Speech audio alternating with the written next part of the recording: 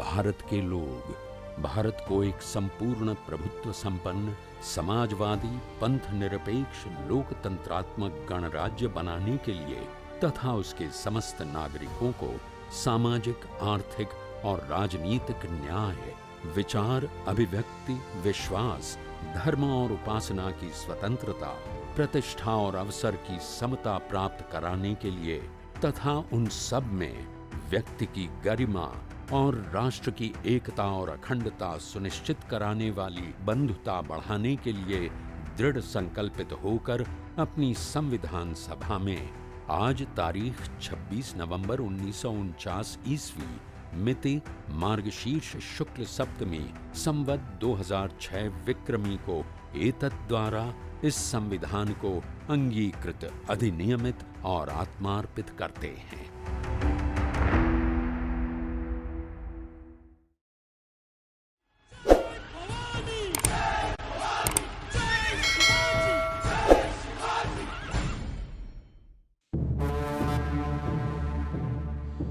शिवाजी महाराज की वीरता की गाथा सुनाने भर से स्वतंत्रता हासिल नहीं होगी। स्वतंत्रता शिवाजी की तरह स्वाधीनता के लिए जान हथेली पर रखकर अंग्रेजों को मार भगाने से ही हासिल होगी।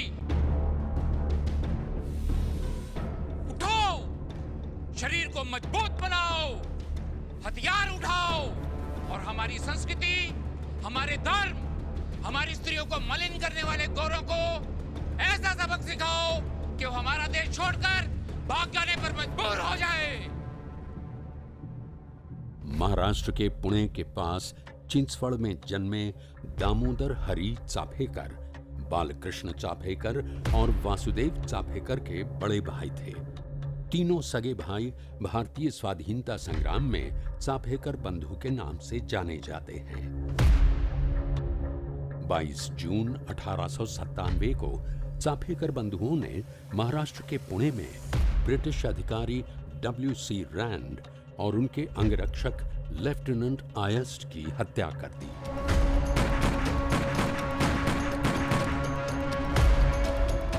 ये भारत की आजादी की लड़ाई में निजी तौर पर पहला क्रांतिकारी धमाका था।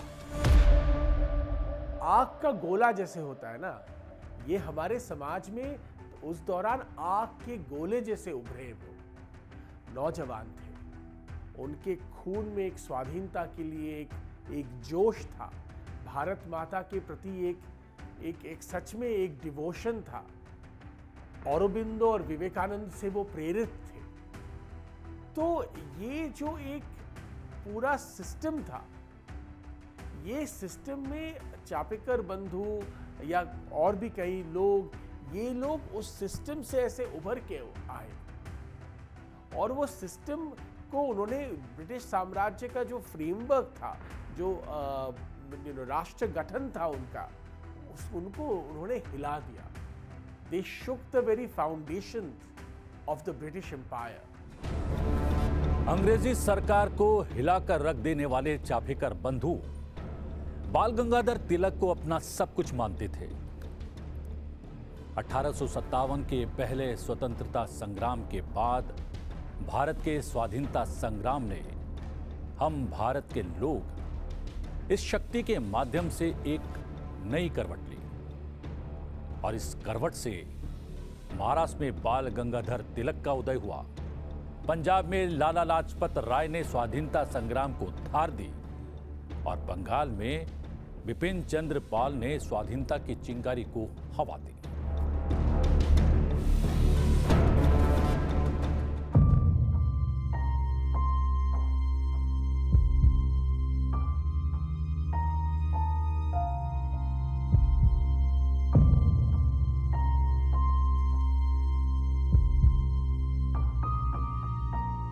साथियों, ये अंग्रेज हमारे देश से कच्चा माल ले जाकर उसी से सामान बनाकर हमें ऊंचे दामों में बेच रहे हैं।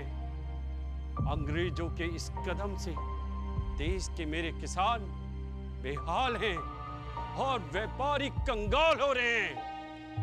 मैं भारत के लोगों से गुहार करता हूं, स्वदेशी अपनाओ, अंग्रेजों को भगाओ।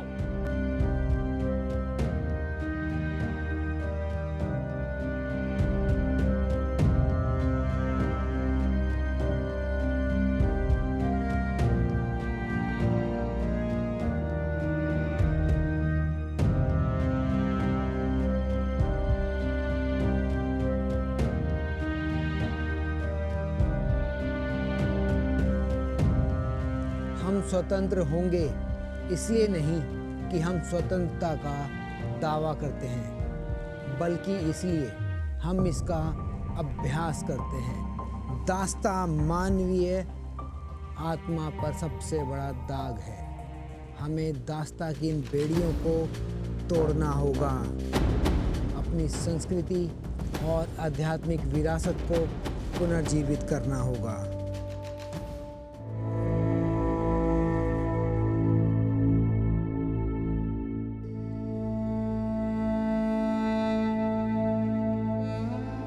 स्वराज कोई भीख नहीं है जो हम भारतीयों को मांगना पड़े।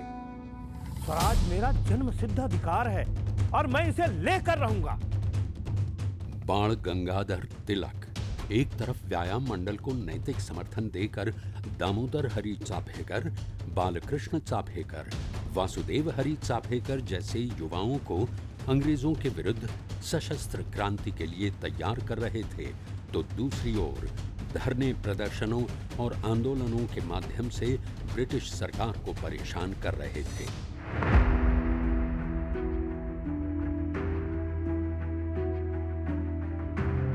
भारत के लोगों में स्व का भाव जगाना होगा, स्वाधीनता के महत्व को बताना होगा।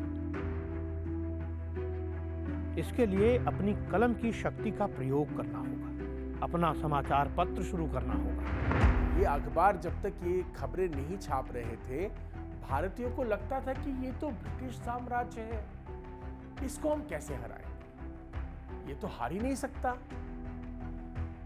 ये एक बार मंगल पांडे वगैरह ने कोशिश किया था, उनको यही हमारे हम जहां बैठे उस पास ही में लाल किले से तोप से उड़ा दिया गया, तो हम कैसे हराएंगे। पर जब खबरें निकलने लगी कि यहां हार गए, वहां हार गए, लंदन में बॉम्बिंग हो रहा है वगैरह वगैरह, तो हमें हमारे लोगों को लगने लगा अरे ये तो सिर्फ और एक देश है और ये तो चला ही रहे हैं हमारे दम पे।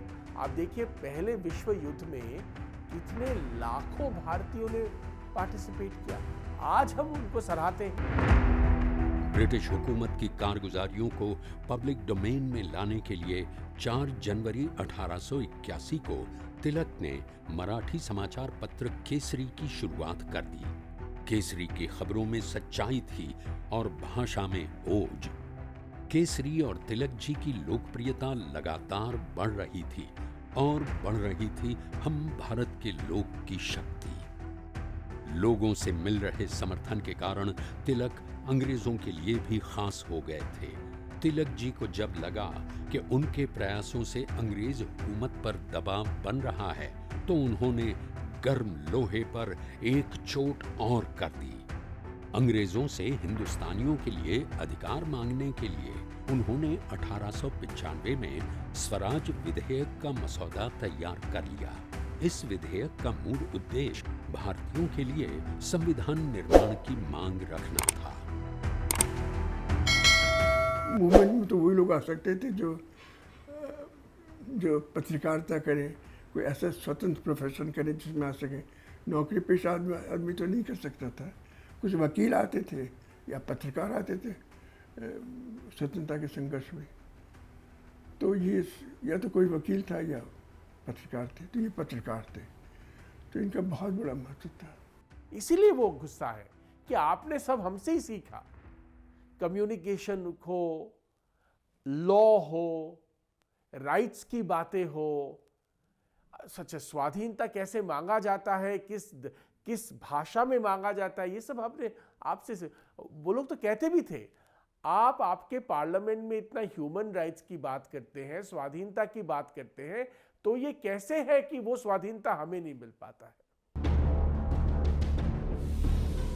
भारतीय संविधान विधेयक 1895 भारतीय राष्ट्रवाद के उदय और भारतीयों द्वारा स्वशासन की बढ़ती मुखर मांगों के दौरान लिखा गया। एनी बेसेंट का दावा है कि दस्तावेज बाण गंगाधर तिलक का ही मूल विचार था।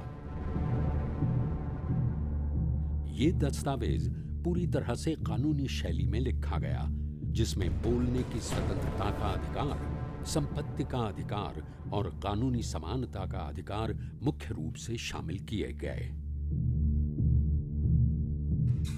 अंग्रेजों ने जो किया था अपने देश में, उसको उन्होंने स्टडी करके सीखा कि अखबार कैसे निकालते हैं, किस पीरियोडिसीज निकालते हैं, उसमें क्या छपना चाहिए, हेडलाइन कैसे होना चाहिए। अच्छा, उसके बाद तो जो लोग आए, सरदार पटेल, नेहरू, गांधी, वो तो पढ़ के आए थे विदेश से, और उसी ज्ञान का उन्होंने ब्रिटिश साम्राज्य के खिलाफ इस्तेमाल किया। दुर्भाग्य से भारतीय संविधान विधेयक तो पारित नहीं हो पाया। हाँ, स्वदेशी, स्वधर्म और स्वराज की तिलक की लड़ाई लगातार जारी रही। समाचार पत्र केसरी के माध्यम से केसरी ने हम भारत के लोग की भावना को बल दिया और स्वराज प्राप्ति की आशा को शक्ति दी।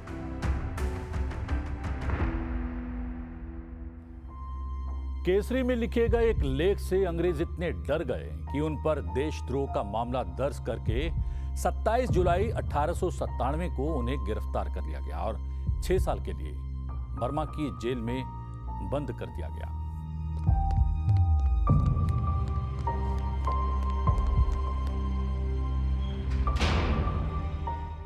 छह साल बाद रिहा होकर आए तिलक ने स्वराज की अपनी लड़ाई वहीं से शुरू की जहां उन्होंने जेल जाते समय छोड़ी थी। अंग्रेजी हुकूमत दबाव में थी और इस दबाव से निकलने के लिए उसने अपनी बांटो और राज करो की नीति पर अमल करना शुरू कर दिया और बंगाल के विभाजन की घोषणा कर दी।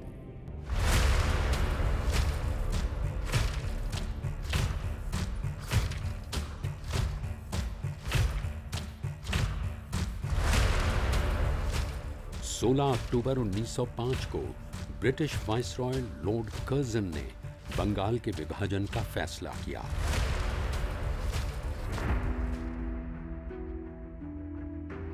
बंग भंग आंदोलन से साफ हो गया है कि भारत में प्रजा की भावना बहुत तेज है।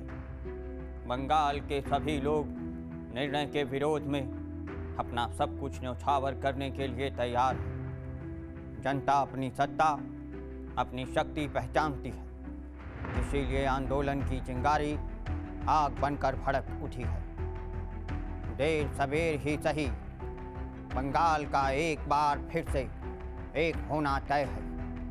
लेकिन बंग भंग आंदोलन से अंग्रेजी जहाज में जो दरार पड़ी है वो बनी रहेगी और ये दरार समय के साथ और चौड़ी होगी। बंग भंग की मांग स्वराज की मांग साबित होगी। 1909 में गांधी जी ने हिंद स्वराज पुस्तक लिखी। 1912 में ब्रिटिश सरकार ने बंग भंग का निर्णय वापस ले लिया। महत्वपूर्ण बात यह है कि ब्रिटिश सरकार द्वारा बंग भंग का निर्णय वापस लेने से ठीक 3 साल पहले अपनी हिंद स्वराज पुस्तक में गांधी जी ने जहां बंग भंग के निर्णय को ब्रिटिश सरकार के लिए आत्मघाती घोषित कर दिया, वहीं इस निर्णय के विरुद्ध उठ खड़े हुए आंदोलन को भारत की स्वाधीनता का निर्णायक आंदोलन भी मान लिया। क्योंकि बंगाल के विभाजन के विरुद्ध ये आंदोलन कोई दल, समुदाय या जाति नहीं कर रही थी, बल्कि कर रहे थे हम भारत के लोग।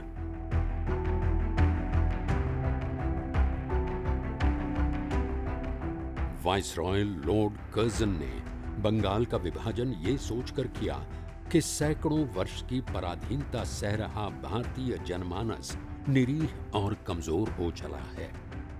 वो ब्रिटिश सरकार के इस निर्णय को भी हर निर्णय की तरह स्वीकार कर लेगा, लेकिन बिखरे बिखरे से दिख रहे भारतीय जनमानस को एकता के सूत्र में पिरोकर हम भारत के लोग में परिवर्तित किया वंदे मातरम गीत ने। वंदे मातरम। बंकिम चंद्र चट्टोपाध्याय द्वारा लिखा गया गीत वंदे मातरम बंग भंग आंदोलन का तराना बन गया।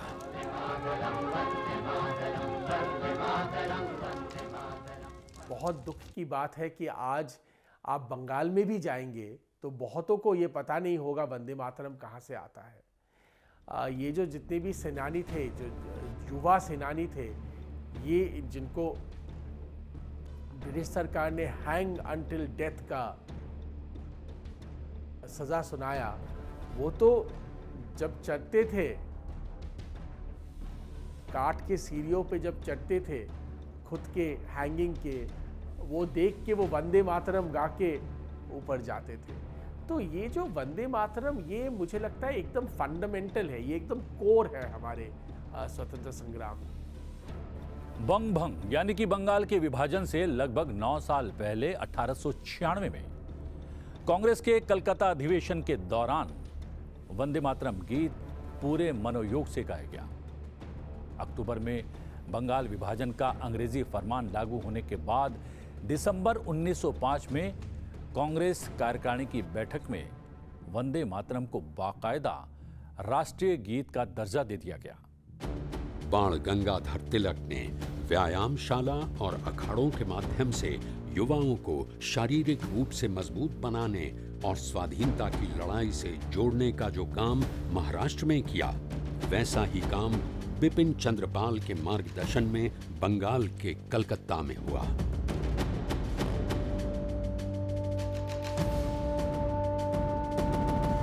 जब ये सारे लोग, या आप तिलक को ले लीजिए या चापेकर ब्रदर्स ले लीजिए, या बंगाल के जितने भी रेवोल्यूशनरी, जैसे हम अंग्रेजी में कहते हैं, स्वाधीनता संग्रामी जो हैं, उनको लगता था कि भारत को स्वाधीनता मिलेगा और वो मिलेगा बंदूक के नोक से।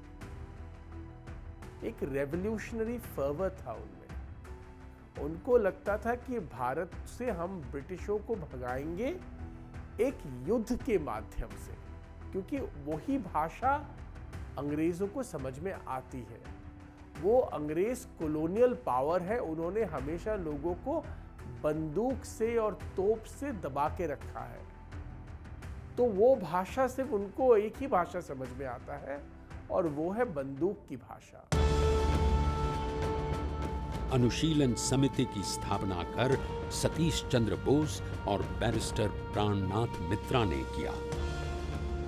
अनुशीलन समिति ने युवाओं के लिए अखाड़े और व्यायामशालाएं खोली, उन्हें कुश्ती और लाठी की ट्रेनिंग दी और फिर स्वाधीनता संग्राम के मैदान में उतार दिया। अखाड़ों का एक सिस्टम शुरू हुआ कलकत्ते में, और कलकत्ते के बाहर भी बाकी राज्यों में भी फैला। ब्रिटिशों को लगता था चलो अगर नौजवान थोड़ा कसरत करेंगे, व्यायाम करेंगे, तो कभी ना कभी सरकार के काम में तो आएंगे ही। तो वहां पे उतना ज्यादा मॉनिटरिंग नहीं होता था।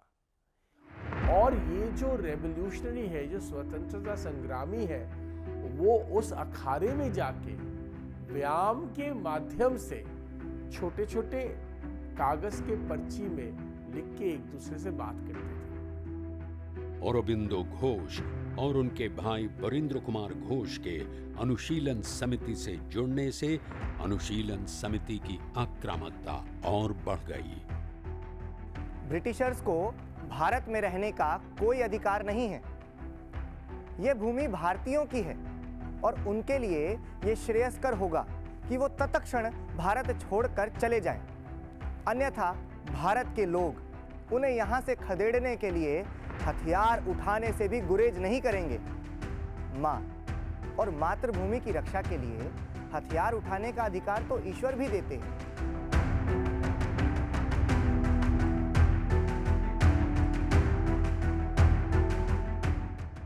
बिपिन चंद्र पाल के समाचार पत्र वंदे मातरम में छपने वाले औरोबिंदो के लेख अंग्रेजी शासन को चुनौती देने लगे।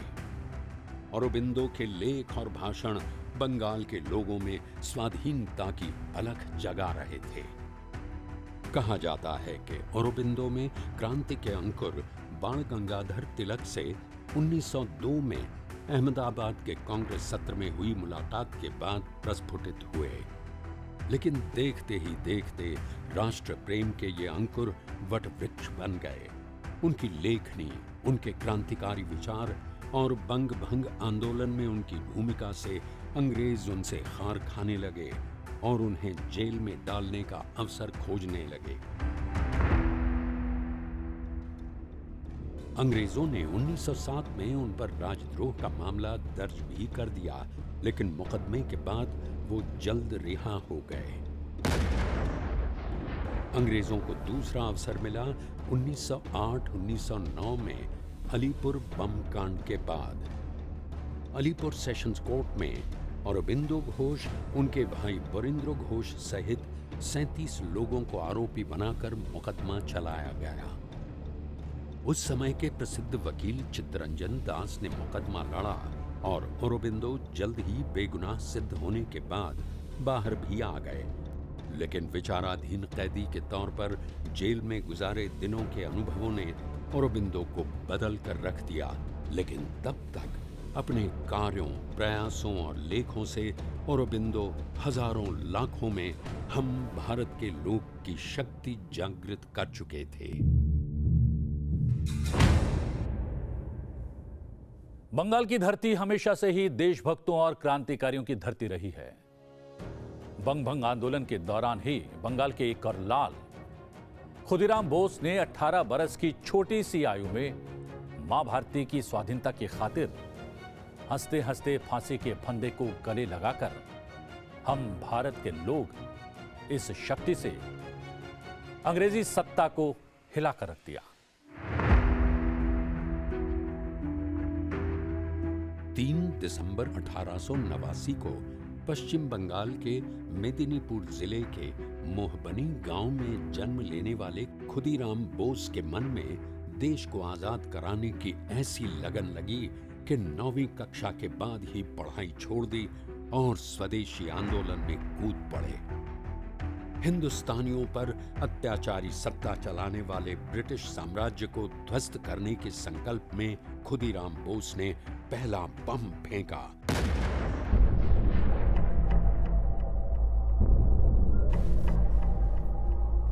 चढ़ा दो मुझे फांसी पर, लटका दो मुझे फांसी पर, लेकिन एक खुदीराम बोस को फांसी पर लटकाओगे तो 1000 खुदीराम बोस पैदा हो जाएंगे और वो सब अंग्रेजी हुकूमत की नाक में दम करते रहेंगे और तब तक करते रहेंगे जब तक अंग्रेजों और अंग्रेजी हुकूमत का दम न निकल जाए।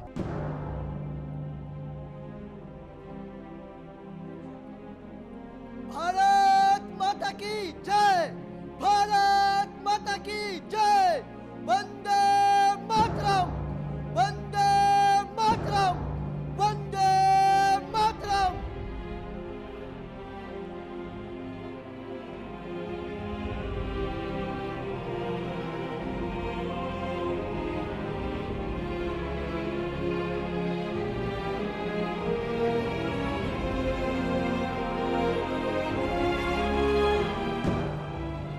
हिंद स्वराज में गांधी जी ने जो भविष्यवाणी की थी वो आखिरकार सत्य सिद्ध हो गई। हम भारत के लोग की शक्ति के बल पर लगातार चल रहे आंदोलन से परेशान हो चुकी ब्रिटिश सरकार को 1911 में बंगाल विभाजन का अपना निर्णय वापस लेना पड़ा। खुदीराम बोस मरा नहीं है, खुदीराम बोस मरा नहीं करते। मां भारती की स्वाधीनता के लिए हंसते हंसते फांसी के फंदे को चूमने वाले खुदीराम ने हजारों लाखों युवाओं को प्रेरित किया है। एक खुदीराम गया है, लेकिन उसकी प्रेरणा से अब हजारों खुदीराम मां भारती के लिए मर मिटने को तैयार हैं। अंग्रेज सरकार ने एक बड़ा फैसला और लिया, कलकत्ता के स्थान पर दिल्ली को भारत की राजधानी बनाने का। हम भारत के लोक शक्ति के बल पर स्वाधीनता की लड़ाई को और गति दी जाती कि 1914 में प्रथम विश्व युद्ध शुरू हो गया और प्रथम विश्व युद्ध के समाप्त होने से पहले यानी 1915 में गांधी जी की अफ्रीका से वापसी हो गई। हम भारत के लोग, हम भारत के लोग,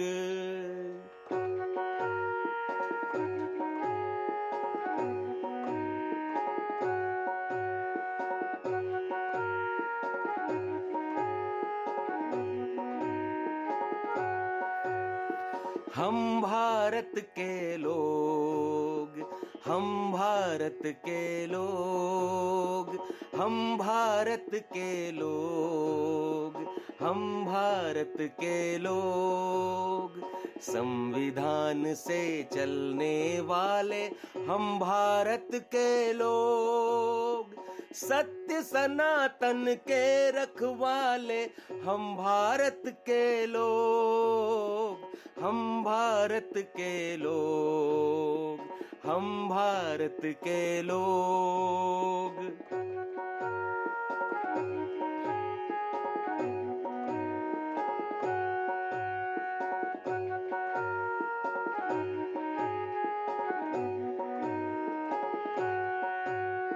राम राज्य के आदर्शों को संविधान से जोड़ा, लोक संस्कृति और सभ्यता को विधान से जोड़ा, संकल्पों से बढ़ने वाले हम भारत के लोग, सत्य सनातन के रखवाले हम भारत के लोग, हम भारत के लोग, हम भारत के लोग।